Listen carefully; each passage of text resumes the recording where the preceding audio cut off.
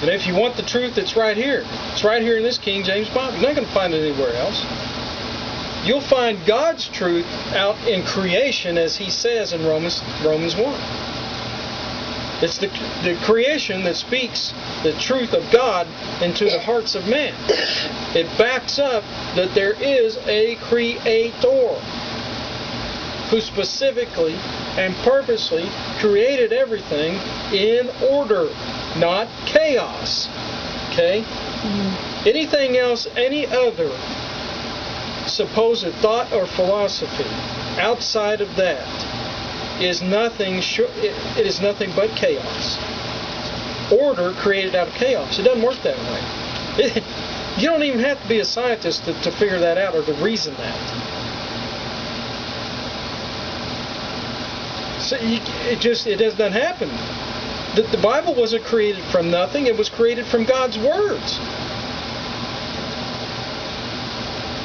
We're the ones who add that word in there that the earth and everything was created from, God created it out of nothing. He didn't create it out of nothing. He created it out of His words. His words have no substance. That's what you're saying when you say that. Basically. No, that's what you're saying. No basic to it. And there's another thing. Any other thought outside of creationism just speaks of, and it's not scientific. Because that thing cannot be observed. It can't be proven.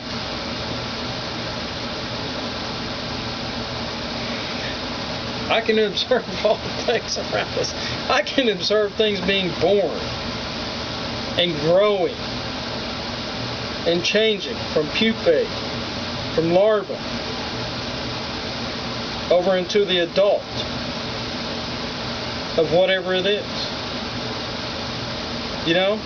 I mean, you can observe those things. You can observe the changes that take place within species, not from species to species, intermingling or what's the word? From one species evolving into another species. You can't observe that because it's never happened. You can't. If it did, you could never prove it anyway.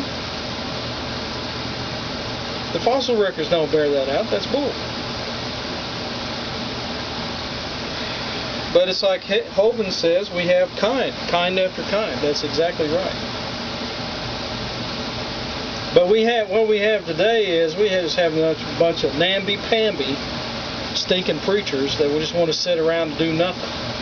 They don't want to say nothing. They don't want to tell anybody anything. They don't want to reprove. They don't want to rebuke. They don't want to, and I'm not just talking about keeping it within the Baptist circles. I'm talking about telling congressmen. I'm talking about telling your the school leaders down here, or the superintendents, or the supervisor, whatever, that you have an opportunity to tell these people whenever God brings them in your path. We have a duty to tell them how it is. And if they're doing wrong, we have a duty to tell them they're doing wrong. I mean, I'm reminded of that. When I think of John the Baptist telling Herod, they weren't under the law. Herod wasn't, they were in Jerusalem there, but they weren't under, he was a pagan. He wasn't a Jew that I know of, right? So he wasn't necessarily directly under the covenant. Although there was all that history was there, and he knew of it. But he tells him anyway. You know something that occurred to me this morning? In the epistles,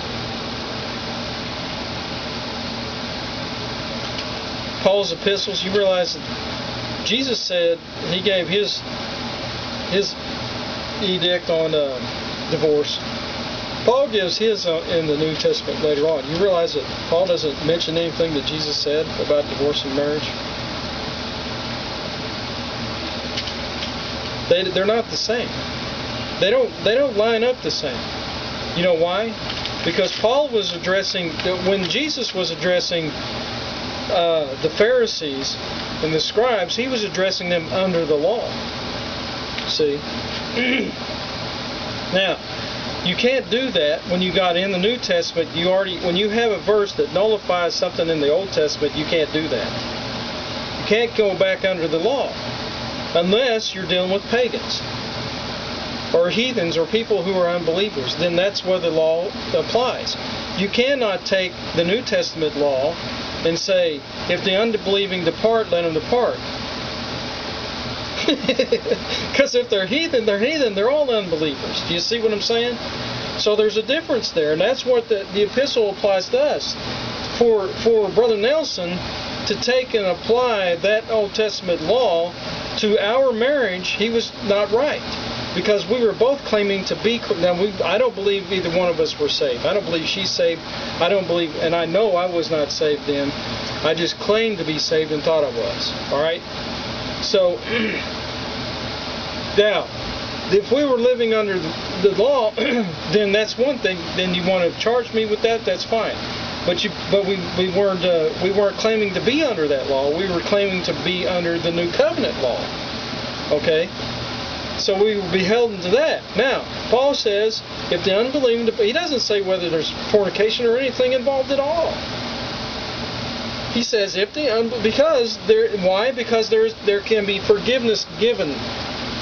That's why, because it's supposed to be a picture of Christ and the bride of Christ.